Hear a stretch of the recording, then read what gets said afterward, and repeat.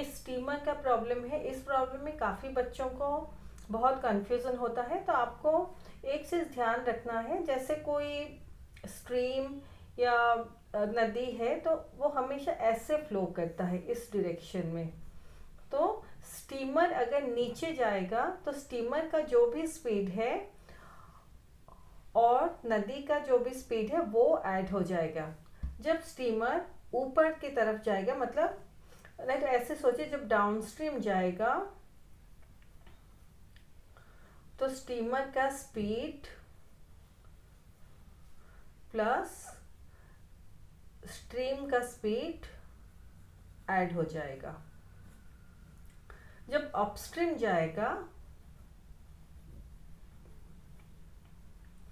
Upstream जाने के लिए उसे या स्टीमर का स्पीड हमेशा नदी के स्पीड से ज़्यादा होना चाहिए, नहीं तो वो स्ट्रीम का करंट जो है वो ब्रेक करके ऊपर नहीं जा सकता। तो हमेशा अपस्ट्रीम में क्या होता है, स्टीमर का स्पीड माइनस स्ट्रीम स्पीड हम लोग करते हैं, बिकॉज स्टीमर का स्पीड अगर ज़्यादा होगा वो करंट को कट करके अपस्ट्रीम जा सकता है। तो अपस्ट्रीम में steamer speed minus stream speed, या मैं रिवर के रेफरेंस में लिखती हूँ रिवर स्पीड, ऐसे करेंगे। और डाउनस्ट्रीम में steamer speed plus river speed करेंगे, यानी दो स्पीड जो है वो ऐड हो जाएंगे। और अपस्ट्रीम जब जाएगा दो स्पीड हमारे माइनस होंगे, लेकिन स्टीमर का स्पीड अगर रिवर के स्पीड से ज़्यादा है तभी स्टीमर करंट कट करके ऊपर जा सकता है। तो इसको आपको याद रखना है। Steamer goes downstream from one port to another in 6 hours. It covers the same distance upstream in 7 hours. If the speed of the stream be 2 km per hour, find the speed of the steamer in still water. The speed of the steamer in still water be x km per hour. तो speed of steamer in still water भी x kilometre per hour, speed of the stream 2 kilometre per hour दिया गया है। तो steamer 6 hours लेता है to cover the distance between two ports downstream. तो speed of steamer downstream x plus 2 kilometre per hour, जैसे मैं बताई थी डाउनस्ट्रीम में दोनों का स्पीड ऐड होता है। तो distance covered in 1 hour equal to x plus 2 kilometre, क्योंकि एक घंटा में वो x प्लस 2 किलोमीटर ही जाता है। तो distance covered in 1 hour is x plus 2 kilometre. तो distance covered in 1 hour is x plus 2 kilometre. तो 6 घंटे में 6 इंटू एक्स प्लस 2 किलोमीटर जाएगा। तो डिस्टेंस बिटवीन टू पोर्ट्स हमारा 6 इंटू एक्स प्लस 2 किलोमीटर है। तो अपस्ट्रीम स्टीमर का ये स्पीड है, 1 आवर में वो x माइनस 2 किलोमीटर जाता है, 7 आवर्स में 7x माइनस 2 किलोमीटर जाता है।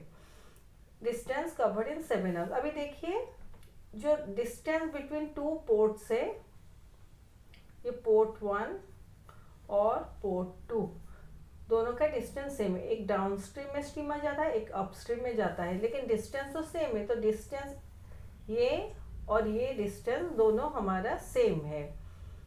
तो from 1 and 2 we get 6 into x plus 2 equal to 7 into x minus 2, implies 6x plus 12, 6 into x plus 2 equal to 7 into x minus 2, imply